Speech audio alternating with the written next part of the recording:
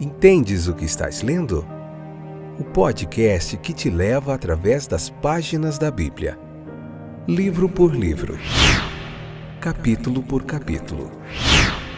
Uma exposição bíblica emocionante. Aperte os cintos e embarque comigo nesta viagem.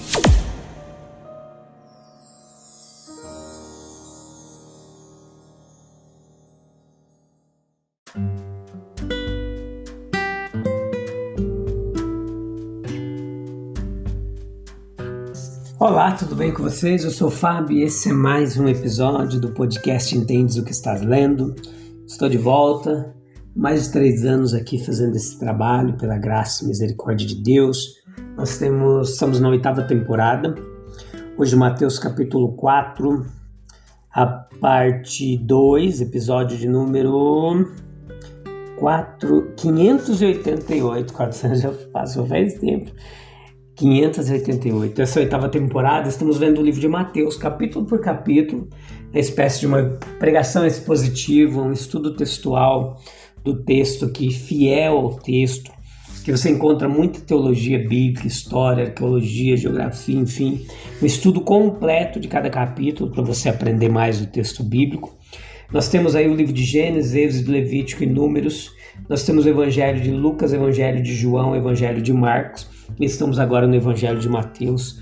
Tudo isso feito com muito carinho, com muita dedicação e muito trabalho para disponibilizar para você de forma gratuita um ensino histórico-gramatical e textual aí do texto bíblico, a você que não tem acesso a um estudo teológico, a você que tem dificuldade para compreender o texto bíblico, você pode fazendo a leitura do capítulo e ouvindo a nossa explicação. Olha só, que bênção, que privilégio, que tesouro a gente tem disponível aqui para aprender mais da palavra de Deus. Vamos continuar hoje falando da tentação de Jesus. Ele foi conduzido pelo Espírito, isso é um detalhe importante aqui em Mateus capítulo 4, versículo 1, que a gente vai meditar bastante aqui sobre isso. Veja que se nós nos colocarmos em circunstâncias semelhantes do nosso Senhor, nós vamos perceber que deveríamos ter sentido e agido exatamente como nosso Senhor fez. Compare a sua ação quando chegou a notícia da morte de João Batista. Imediatamente ele disse aos seus discípulos: olha, vinde para um lugar deserto, vinde aqui descansar um pouco.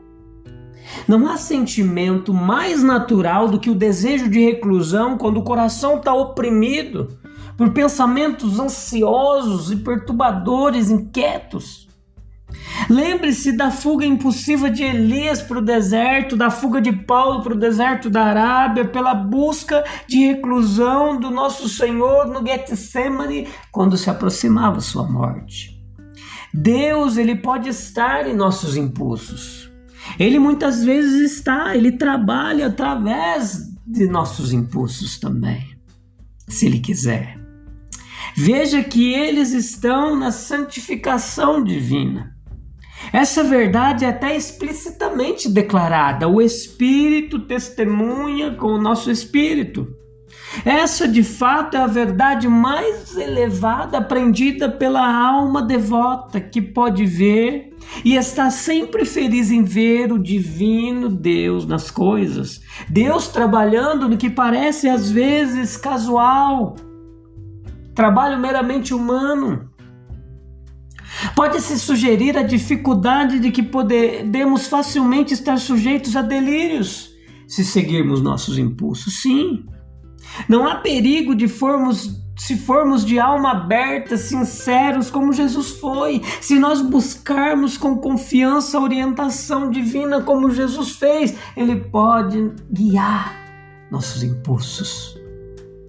Se estivermos preparados para usar os testes divinamente fornecidos que revelarão qualquer mero egoísmo nos nossos impulsos, todos os melhores escritores sustentam que qualquer que tenha sido o mecanismo externo da tentação, a tentação foi na verdade uma luta espiritual. Se não fosse, não seria um modelo de nossas tentações humanas. Alguns pensaram que o diabo apareceu como um velho homem, conversou com Jesus, mas evidentemente todas as coisas eram sugestões para sua mente. O primeiro pela sensação de fome, pela visão das pedras, os outros de seus pensamentos ansiosos sobre os modos de executar a sua missão. As sugestões em si não eram más. O pecado só poderia ter surgido pela rendição de nosso Senhor a eles, quando ele sabia que eles se opunham à vontade de Deus. Ajudar-nos-ia muito se pudéssemos ver que a sugestão à mente não é pecado. Nossa maneira de lidar com essa sugestão é que torna um pecado. Talvez seja melhor conceber aqui o diabo como uma personificação da força sedutora, da sugestão maligna. A tentação de Jesus ocorreu nas profundezas da sua vida interior, na esfera de sua alma. O apóstolo João descreve as grandes forças mundiais da tentação como concupiscência da carne, concupiscência dos olhos e a soberba da vida. Olha que interessante. A força da primeira tentação reside nos desejos naturais de fome e sede. Isso levou os homens a um esforço intenso para satisfazer o desejo. Com a consciência de possuir um poder milagroso, o nosso Senhor foi tentado a usar a sua confiança para o alívio de suas próprias necessidades. As reivindicações da carne, elas podem incitar-nos a fazer o que sabemos que é errado. Houve uma tentação através do intelecto. A superioridade mental consciente pode levar os homens a enganar os seus semelhantes mais fracos e a enganarem-se a si mesmos, a si próprios, persuadindo-se de que tal engano é para o seu bem. Existe uma tentação especial para os inteligentes. Para Cristo, a tentação veio nessa forma: olha, você é superior. Você sabe que é superior, afirme sua superioridade e os homens se curvarão até você. Uma rejeição não foi suficiente para afastar o tentador. O diabo é perseverante. Somente a resistência perseverante pode vencê-lo. As sucessivas tentações, elas foram variadas em forma. O tentador é astuto, é sutil. Se ele não tiver sucesso de uma forma, ele tentará de outra. Sim, cada tentação tem características próprias. No entanto, há um caráter comum que permeia todas elas. Em todos os casos, Jesus foi instado a usar seus poderes milagrosos e privilégios messiânicos no seu próprio benefício. Em seu próprio benefício. O grande conflito, ele desencadeou-se em torno de uma posição central, a obra da vida de Jesus como Cristo. O tentador esperou pela oportunidade. Durante 40 dias, Jesus jejuou no deserto. Tudo isso enquanto o tentador esperava, como uma fera agachada no mato, esperando o momento favorável para atacar a presa.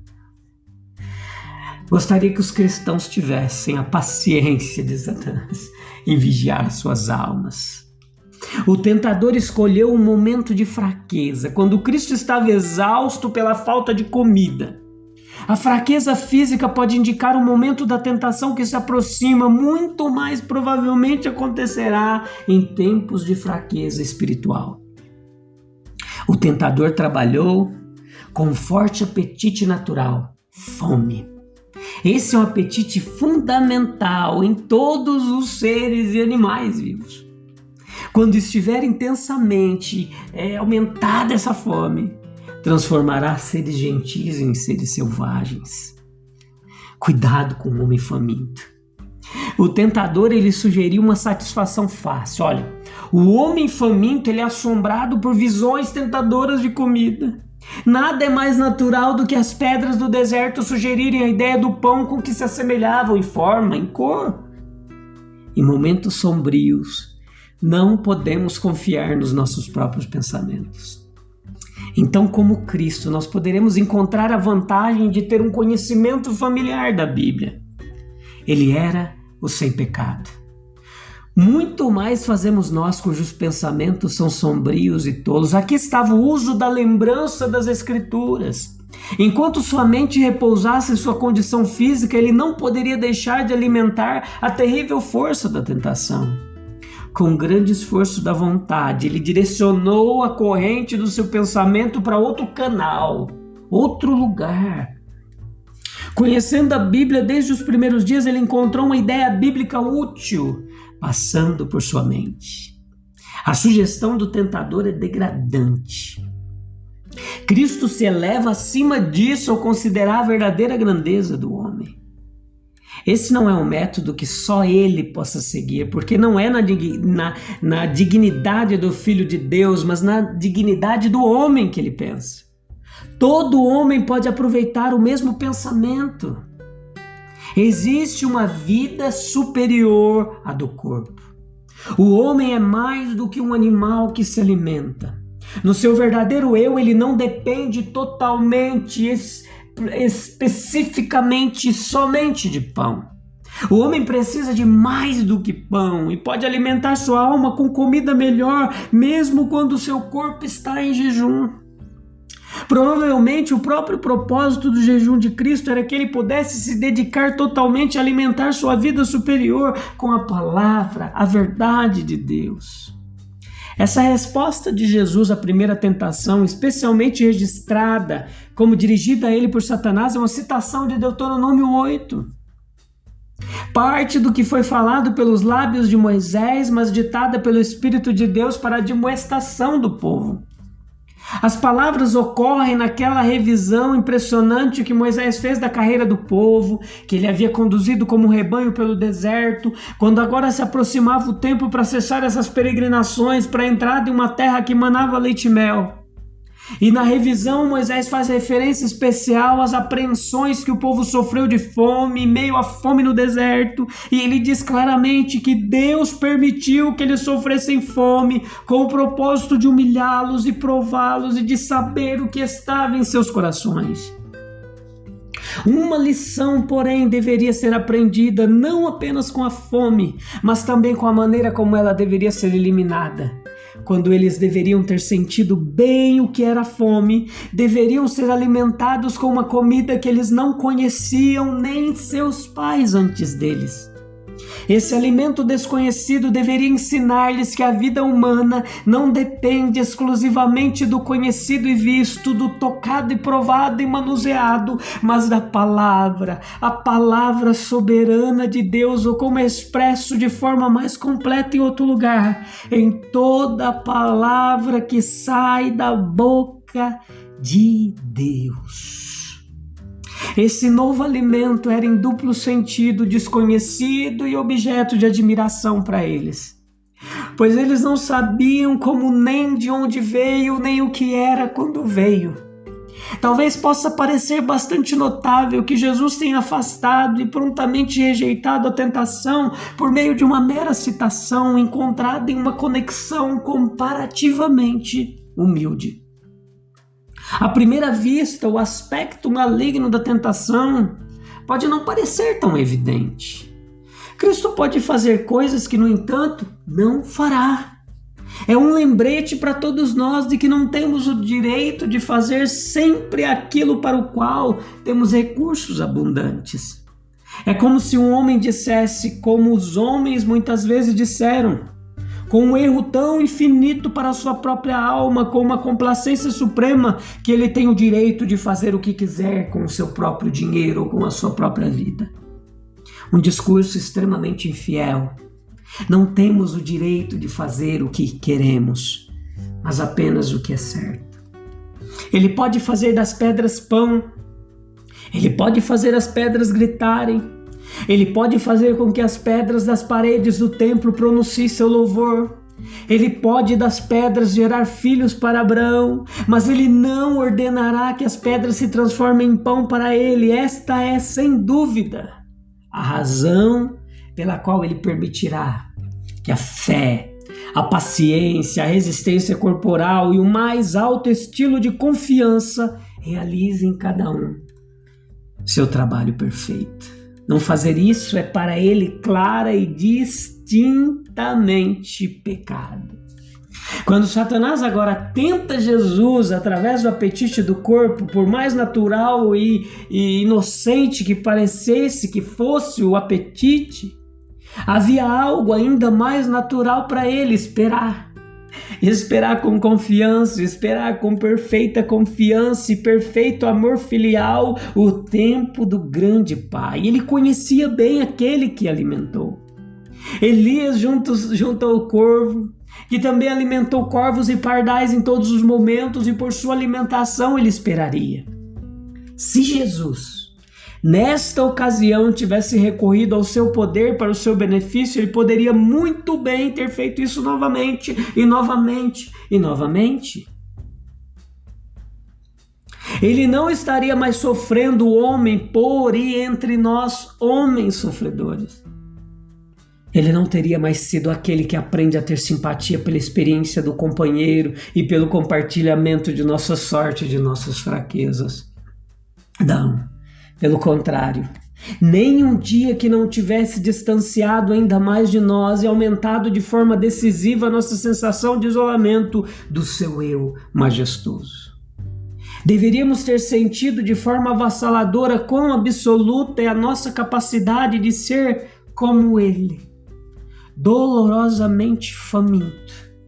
A tentação foi impotente, sua fortaleza foi construída, pelo menos em parte, sobre esse fundamento: o homem não vive só de pão, mas de toda a palavra que sai da boca de Deus.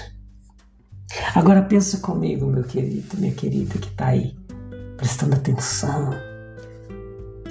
Como que a gente vai discernir entre os impulsos divinos e os meramente humanos em nossas vidas, à luz da tentação enfrentada por Jesus no deserto? Como? Pense nisso. Vamos orar? Vamos pensar em mais uma coisinha antes da gente orar? Qual é a importância para a gente de confiar na palavra de Deus, esperar na sua providência, como exemplificado pela resposta de Jesus à tentação de transformar pedras em pão? Como? Qual é a importância disso? Busca um local em silêncio para você falar com Deus e agradecer a Ele pela sua palavra. Obrigado, Jesus, por esse momento de nos permitir aprender do texto bíblico. Obrigado por lembrar de nós. Obrigado por nos abençoar. Obrigado por ter misericórdia da gente, por ter compaixão de nós e por ter derrotado o tentador de nossas almas. Senhor, que a gente possa aprender com teu exemplo, Jesus, no deserto. Que a gente confie na tua orientação divina, que a gente espera pacientemente pela tua providência. Às vezes é tão difícil, Jesus, esperar, a gente fica agoniado no meio da luta. Nos ajuda, nos capacita a discernir esses impulsos inquietos do nosso coração e aqueles que vêm do teu Espírito para nos direcionar, para a gente seguir com fé, com obediência no teu caminho, tua providência, no teu amor. Eu volto em breve, se Deus quiser. Ora por nós, compartilha esse trabalho e vamos juntos abençoar vidas pelo poder da palavra de Deus. Até mais, Deus abençoe. Tchau, tchau.